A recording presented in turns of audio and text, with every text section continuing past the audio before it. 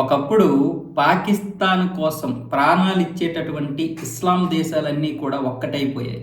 భారత్ ఒక్కటి ఒంటరిగా పోటీ చేసే పరిస్థితి. 1971లో తూర్పు పాకిస్తాన్గా ఉన్నటువంటి బంగ్లాదేశ్ కోసం భారతదేశం పాకిస్తాన్ని ఎదిరించాల్సి వచ్చింది. అప్పుడు ఇస్లాం దేశాలన్నీ కూడా పాకిస్తాన్ వైపు నిలబడ్డాయి. చివరికి అగ్రరాజ్యమైనటువంటి అమెరికా కూడా తన 7వ నౌకాదళాన్ని సముద్రంలో మోహరింపజేసింది భారత్కి వ్యతిరేకంగా. అన్ని దేశాలు కూడా, అందులో మరికొన్ని దేశాలు ఏమొచ్చేసి తటస్థంగా ఉండిపోయాయి. భారత్కి ఏ దేశము కూడా సపోర్ట్గా రాలేదు, ఒక్క రష్యా తప్ప. అయితే ఇక్కడ రష్యా ప్రస్తావన కంటే కూడా ఒకే ఒక ముస్లిం దేశం మనకి అండగా నిలిచింది. మొత్తం ఇస్లామీ ప్రపంచీకరణ అంతా ఒకవైపు ఉంటే ఆ ఒక్క దేశం ఒమన్ దేశం మాత్రమే అప్పుడు భారత్కి సహాయంగా సపోర్ట్ గా నిలిచింది. ఎందుకంటే ఒమన్ సుల్తాన్ పూణేలో చదువుకున్నారు కాబట్టి. అందుకే ఒమన్ ఎప్పటికీ కూడా భారతదేశానికి కృతజ్ఞతలు చెబుతూనే ఉంటది. ఇక్కడ చదువుకోవడం వల్ల మన భారతదేశం యొక్క స్నేహబంధం, మన భారతదేశం యొక్క సంస్కృతి సాంప్రదాయాలు, మన వారి యొక్క మనస్తత్వాలన్నీ కూడా ఆ సుల్తాన్కి తెలిసి ఆయన ఒక పెద్ద పుస్తకాన్నే రాశాడు భారతదేశం గురించి. ఆయన పోయిన తర్వాత అయినా సరే ఒమన్ ప్రజలు భారతదేశాన్ని గౌరవించాలనే ఉద్దేశంతో పూణేలో చదువుకున్నప్పుడు తనకి అనుభవమైనటువంటి ప్రతి విషయాన్ని కూడా విశదీకరించి రాశారు.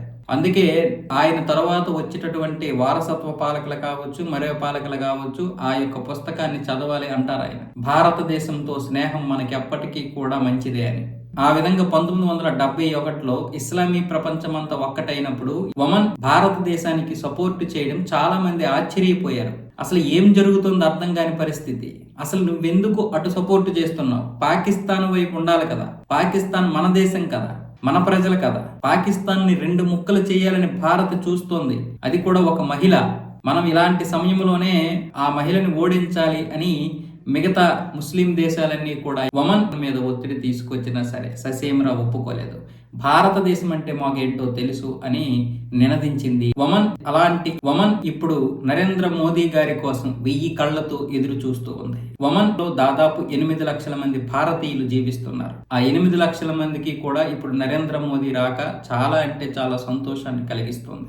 అంతర్జాతీయ రాజకీయాలకి లొంగకుండా, అలాగే మతపరమైనటువంటి ఒత్తిడికి బెరకకుండా ఒమన్ చేసినటువంటి ఈ సాహసానికి 1/2 శతాబ్దం దాటిపోయింది. ఆ సందర్భంగా నరేంద్ర మోదీ గారు అయితే ఇప్పుడు ఒమన్ లో పర్యటించబోతున్నారు.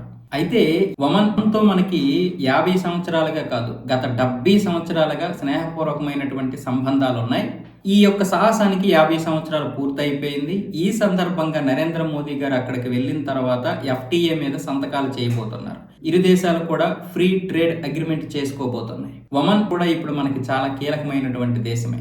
ఒమన్ రాజ కుటుంబం భారతదేశాన్ని తమ 2వ కుటుంబంగా భావిస్తుంది. ముఖ్యంగా ఒమన్కి చెందినటువంటి రాజు సుల్తాన్ హైతమ్, నరేంద్ర మోదీ మధ్య చాలా మంచి స్నేహ సంబంధాలు ఉన్నాయి. అలాగే సమన్వయం విషయంలో కూడా ఇద్దరు ఒకే భావజాలంతో ఉంటారు. మొట్టమొదటిసారి ఈ ఒమన్ రాజు సుల్తాన్ హైతమ్ బయట దేశం వచ్చి పర్యటించడం గతసారి జరిగింది. అది భారతదేశం మాత్రమే. ఆయన బయట ఎక్కడికైనా వెళ్ళి సందర్శించాడంటే అది భారతదేశం. ఆయన గత సంవత్సరం పర్యటించినప్పుడు 2 దేశాల మధ్య కూడా మరింత వాణిజ్య సంబంధాలు, అలాగే స్నేహపూర్వకమైనటువంటి సంబంధాలు నెలకొన్నాయి. ఇప్పుడు ఒమన్ రాజుగా ఉంటున్నటువంటి సుల్తాన్ హైతమ్ యొక్క తండ్రే పూణేలో చదువుకున్నారు. అందుకే మనకి ఇంత విలువ. పూణేలో చదువుకున్నటువంటి ఆయన ఎన్నో నేర్చుకున్నారంట. భారతదేశంలో ఉన్నటువంటి సంస్కృతి కేవలం హైందవత్వము లేకపోతే మతానికి ఆధారపడింది కాదు, అది ఒక జీవన విధానం. ఏ మతానికి ఆపాదించడానికి వీలు లేనటువంటి సనాతన ధర్మం అంటూ ఆయన కూడా తన పుస్తకంలో పొందుపరిచారు. అందుకే ఇప్పుడు తన కొడుకు ఆ పుస్తకాన్ని చదివి తన కొడుకైనటువంటి అంటే 3వ తరానికి కూడా ఆ పుస్తకాన్ని అయితే చూపిస్తున్నారంటే అర్థం చేసుకోండి. ఈరోజు మన యొక్క సంస్కృతిని మనమే మర్చిపోతుంటే ప్రపంచ దేశాలు గుర్తుపెట్టుకుంటున్నాయి. ముఖ్యంగా ఒక ఇస్లామీ దేశం.